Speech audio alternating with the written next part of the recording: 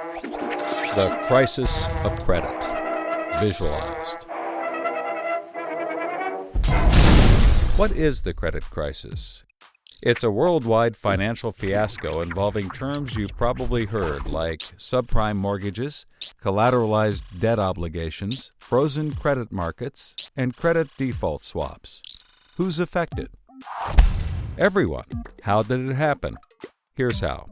The credit crisis brings two groups of people together, homeowners and investors. Homeowners represent their mortgages, and investors represent their money. These mortgages represent houses, and this money represents large institutions like pension funds, insurance companies, sovereign funds, mutual funds, etc. These groups are brought together through the financial system, a bunch of banks and brokers commonly known as Wall Street. While it may not seem like it, these banks on Wall Street are closely connected to these houses on Main Street. To understand how, let's start at the beginning. Years ago, the investors are sitting on their pile of money, looking for a good investment to turn into more money. Traditionally, they go to the U.S. Federal Reserve, where they buy treasury bills, believed to be the safest investment. But in the wake of the dot-com bust in September 11th, Federal Reserve Chairman Alan Greenspan lowers interest rates to only 1% to keep the economy strong. 1% is a very low return on investment, so the investors say, no thanks. On the flip side, this means banks on Wall Street can borrow from the Fed for only 1%. Add to that general surpluses from Japan, China, and the Middle East, and there's an abundance of cheap credit. This makes borrowing money easy for banks and causes them to go crazy with leverage. Leverage is borrowing money to amplify the outcome of a deal. Here's how it works. In a normal deal, someone with $10,000 buys a box for $10,000. He then sells it to someone else for $11,000. For a $1,000 profit, a good deal. But using leverage, someone with $10,000 would go borrow $990,000 more dollars, giving him $1 million in hand. Then he goes and buys 100 boxes with his $1 million and sells them to someone else for $1,100,000. Then he pays back his $990,000 plus $10,000 in interest. And after his initial $10,000, he's left with a $90,000 profit versus the other guy's $1,000. Leverage turns good deals into great deals. This is a major way banks make their money. So Wall Street takes out a ton of credit, makes great deals, and grows tremendously rich, and then pays it back. The investors see this and want a piece of the action, and this gives Wall Street an idea. They can connect the investors to the homeowners through mortgages.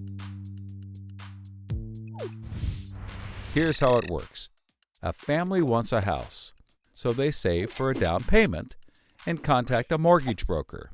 The mortgage broker connects the family to a lender who gives them a mortgage. The broker makes a nice commission. The family buys a house and becomes homeowners.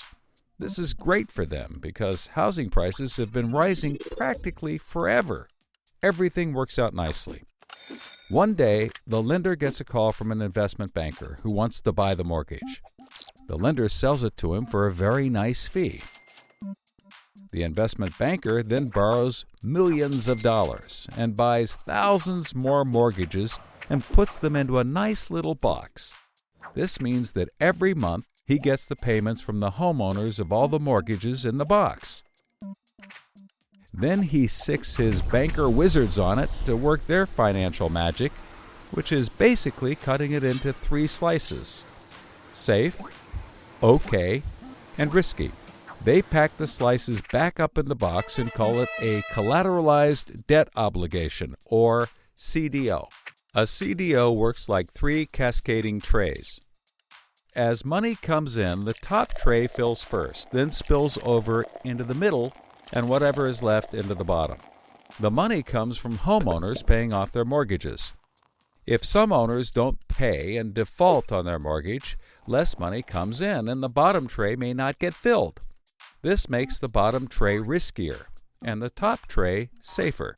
To compensate for the higher risk, the bottom tray receives a higher rate of return, while the top receives a lower, but still nice return. To make the top even safer, banks will insure it for a small fee called a credit default swap. The banks do all of this work so that credit rating agencies will stamp the top slice as a safe AAA rated investment, the highest, safest rating there is.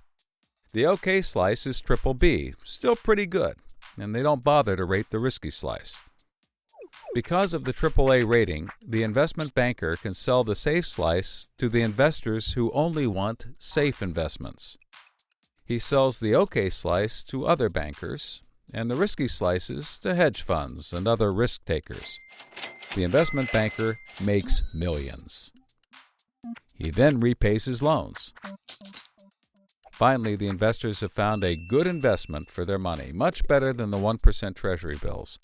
They're so pleased they want more CDO slices. So the investment banker calls up the lender, wanting more mortgages. The lender calls up the broker for more homeowners, but the broker can't find anyone. Everyone that qualifies for a mortgage already has one, but they have an idea.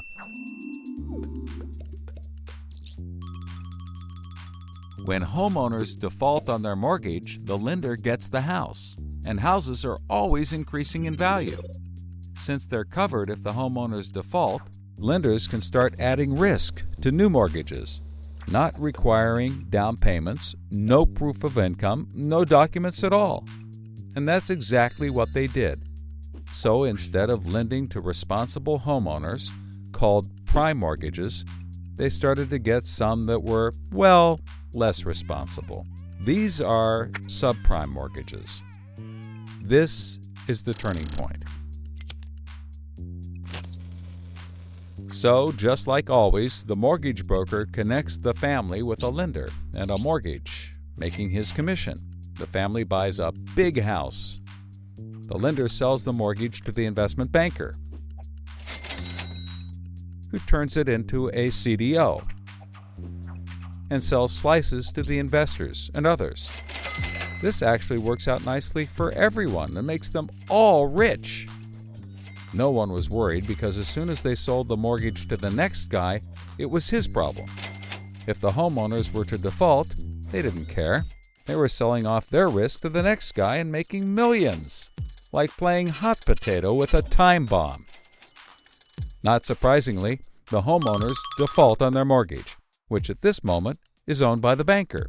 This means he forecloses and one of his monthly payments turns into a house. No big deal. He puts it up for sale. But more and more of his monthly payments turn into houses. Now there are so many houses for sale on the market, creating more supply than there is demand, and housing prices aren't rising anymore. In fact, they plummet. This creates an interesting problem for homeowners still paying their mortgages. As all the houses in their neighborhood go up for sale, the value of their house goes down, and they start to wonder why they're paying back their $300,000 mortgage when the house is now worth only $90,000. They decide that it doesn't make sense to continue paying, even though they can afford to, and they walk away from their house. Default rates sweep the country, and prices plummet. Now the investment banker is basically holding a box full of worthless houses. He calls up his buddy, the investor, to sell his CDO, but the investor isn't stupid and says, no thanks. He knows that the stream of money isn't even a dribble anymore. The banker tries to sell to everyone, but nobody wants to buy his bomb. He's freaking out because he borrowed millions, sometimes billions of dollars to buy this bomb, and he can't pay it back. Whatever he tries, he can't get rid of it. But he's not the only one. The investors have already bought thousands of these bombs. The lender calls up trying to sell his mortgage, but the banker won't buy it, and the broker is out of work. The whole financial system is frozen, and things get dark.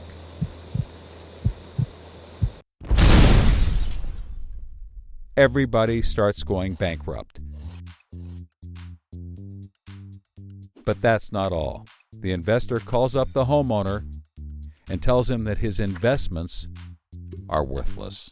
And you can begin to see how the crisis flows in a cycle. Welcome to the crisis of credit.